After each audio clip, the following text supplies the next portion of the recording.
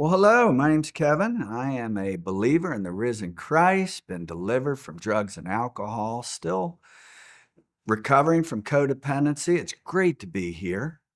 And I'm Gwen, grateful believer, delivered from drugs and alcohol, and continuing to work on codependency. And we'd like to welcome you to the journey here at LHCR. We're so thankful that you're here to start your road to recovery, the journey through the 12 steps, 8 biblical principles, and we're just here to check it out. Yeah, and if you're like me and you came for a specific hurt, habit, or hang up, we have small groups for purity, codependency, addiction, healthy relationships, healthy minds, and mental health. So those things and if you don't fit there, just talk to us and we'll get you somewhere. We are fond of saying if you have a belly button, you qualify for CR because you suffer from the human condition, and we all have that. CR deals with hurts, habits, and hangups. And who hasn't been hurt or hurt someone? Who hasn't dealt with a hang up of some sort? Drugs and alcohol may not be your thing. In fact, 2/3 of the people that come here do not deal with drugs or alcohol. Yeah, and Kevin and we've been a couple journeying for 38 years together in recovery. And we have found that it's like peeling the layers of the onion. You peel one layer off, and then there's the next layer and the next layer. You get down to that core. And most people don't want to get that far. But if you do, what a wonderful freedom you find. So we're never done in CR. I've been in my recovery journey. I'm on my 45th year of recovery, and God's still revealing things in me that He wants to heal and deliver. And so that's why I'm still here. He's not through with me yet. I intend to do this all the rest of my days until Jesus comes back or I go to be with Him. How about you? Well, I'm married to you, so that's definite. But I would say whether it's a short time or a long time, you can benefit. And we've had people go through for grief and depression. They're with us maybe a couple of years. And we've had people who struggle with addiction and they find that the support is ongoing and necessary.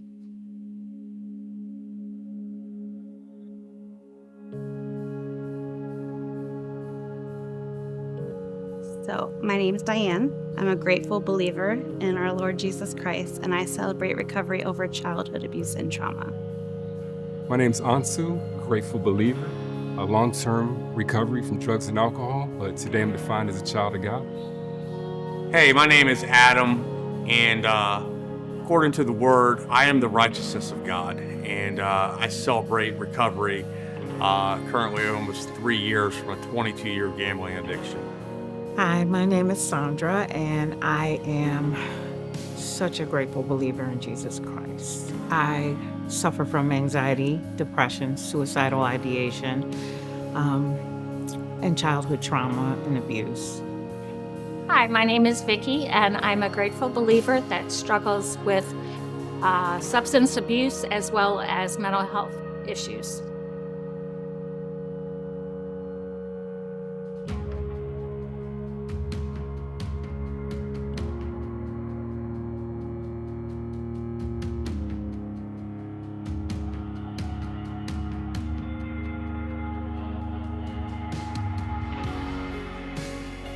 I would gamble in excess of where I owe my bookie $50,000 to $60,000 at different times.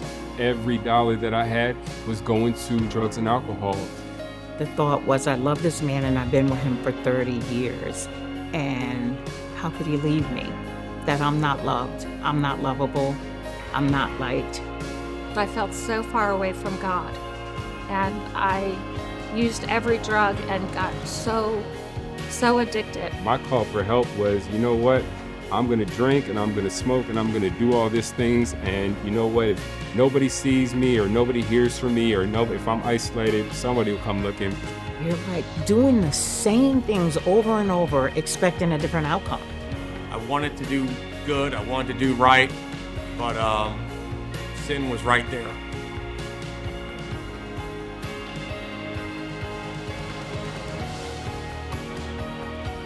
I just thought to myself, I need to just pray for help, because it scared me so much not wanting to live. I got a sponsor, and she said, look, you have to throw out all your preconceived ideas about God and allow God to reveal himself to you. I'm looking through my phone, and I said, God, give me somebody in my phone that does not have any skin in the game here. I need somebody to pour into my life right now. And about 6 or 7 years ago, I met a man by the name of Pastor DJ Swick. And I called him up, and I told him what was going on. And he said, we got a men's meeting tomorrow night. He said, come to church tomorrow night. So I came to church the next night, and he introduced me to Pastor Kevin Spence here at Celebrate Recovery.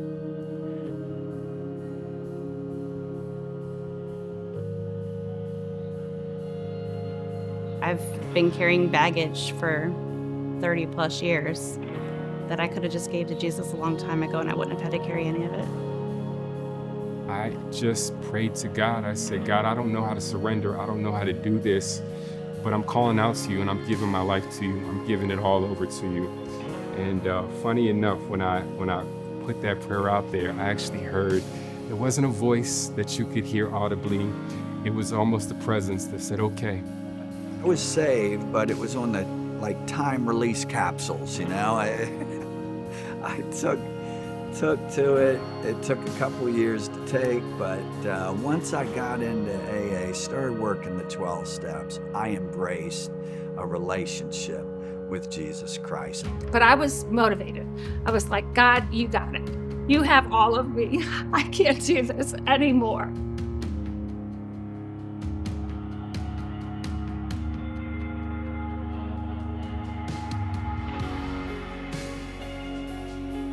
God had delivered me from drugs and alcohol, but there was still things that I didn't feel good about myself, and I needed to figure out why. We have to be honest with ourselves first. And one thing about CR is not only do you have that self-honesty, but you have accountability with the other people in the community that love you as well. And it's like an instant family. And the thing I love about CR is people will love on you until you learn to love yourself again. When I first came, I didn't love myself, and most people don't. In being a sponsee and receiving sponsorship, the gift that I was giving just let me know that this is the gift that I need to be giving.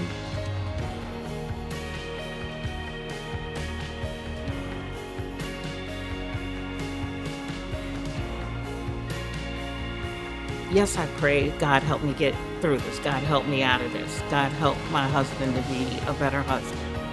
But never had I really sought out a personal relationship with God, with the understanding that if I did and put him first, that he would take me out of this. All these things God was bringing, to conscious and saying, hey, these are things that we need to start working on now. And I was at a place to surrender and to be able to give those things to him. And that what was so amazing about CR is they provided that atmosphere.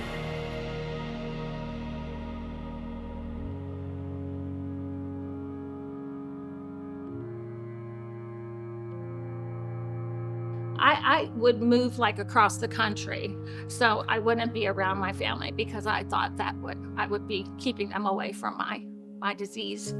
But they still worry. They still know. They still love you. So I'm forever making amends to my family. It's not a thing that's ever over and done. It just isn't. I can only do the best I can for today. And then I was able to forgive my husband, and I was able to put down the bitterness and anger and just able to let the relationship go and move on.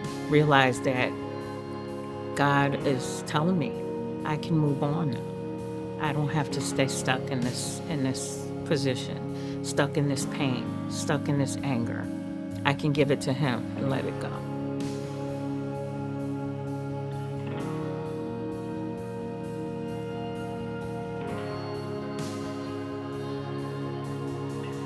I don't go seeking past pleasures. I don't go seeking past people. I have a new family. I have, new associates and new friends. I have a tight circle that I have now of people that I let in and people that I'm locked in with. And that's all been afforded to me by God. I used the drugs to escape the emotional pain that I was in. What I did not realize is that I was also escaping the joy and the happiness and everything else. I couldn't reach those either. I'm reminded of Philippians 1:6. It says that he who began a good work in you is faithful and just to complete it till the day of the Lord. And that has not happened yet. He has not come back yet, so I'm still a work in progress.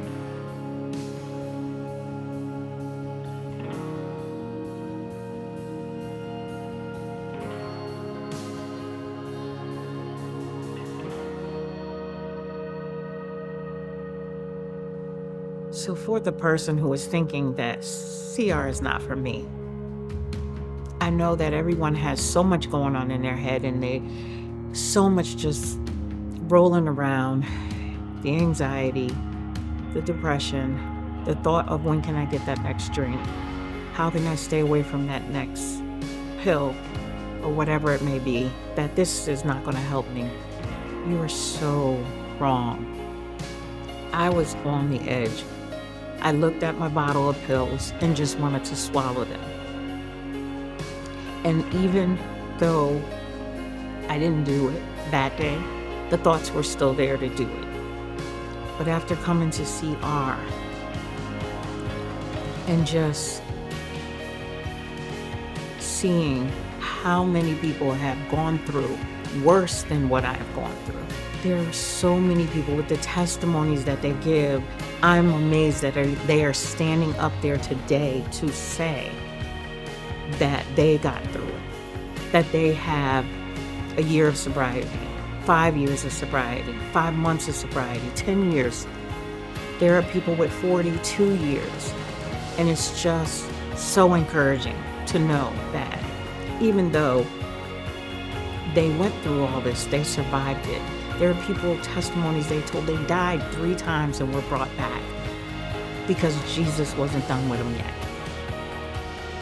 So maybe I better see what this recovery thing is about. I'm pleasing the one who saved me, delivered me, and now here I am a pastor. Once a pothead, now a pastor. Only God can do that. Because as I began giving my testimony, people started coming and telling me how much my testimony was helping them. And people were telling me how much my story was inspiring them. And I'm just like, well, it's just my story. And who knew that just me telling my story was helping the next person over and over again? We are excited about what God's doing here through the ministry of Celebrate Recovery and Lighthouse especially. And we're seeing our folks that are getting well in CR, and now they're serving in various other ways and means in the church. Yeah. It's a beautiful thing. So Yeah. we just really want to welcome you. We're so glad you came to hear us tonight and hear the other testimonies, and hope that you can find a place where you feel welcome and fit in. Yes. And we say we have a wrench to fit every nut. So, Yes. Thank you so much. and we like to say, keep coming back. Keep coming back.